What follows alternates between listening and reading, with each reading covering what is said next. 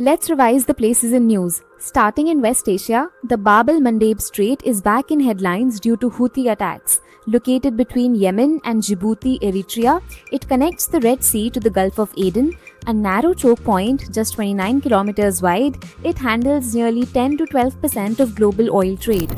Next, Diego Garcia, a coral atoll in the Chagos archipelago. Strategically located, it hosts a major US-UK military base and sits close to key global sea routes.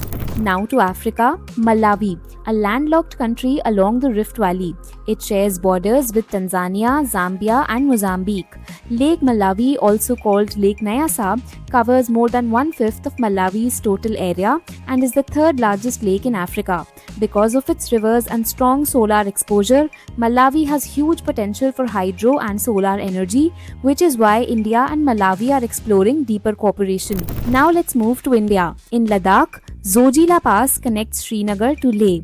It is situated in the Great Himalayan Range and creates a natural divide between the lush green Kashmir Valley and the cold desert regions of Dras and Kargil in Ladakh. It is one of the two major road links connecting Ladakh to the rest of India. In the Kumaon Himalayas of Uttarakhand, Lepu Lake Pass, near the India-Nepal-China Tri-Junction, important for trade, diplomacy and the Kailash Mansarovar route.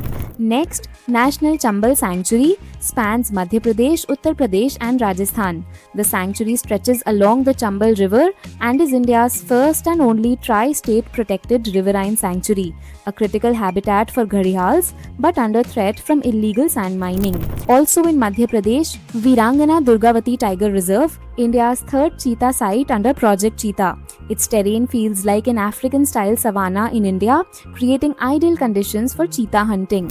Next, the Ichamati River and Jalangi River. They are important transboundary rivers of the India-Bangladesh river system, facing siltation and ecological stress.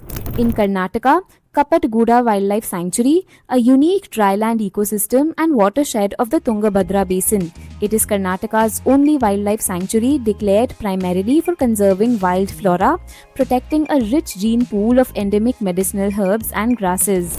And finally, Megamalai Wildlife Sanctuary in Tamil Nadu, often called the High Wavy Mountains because of its rolling high-altitude terrain.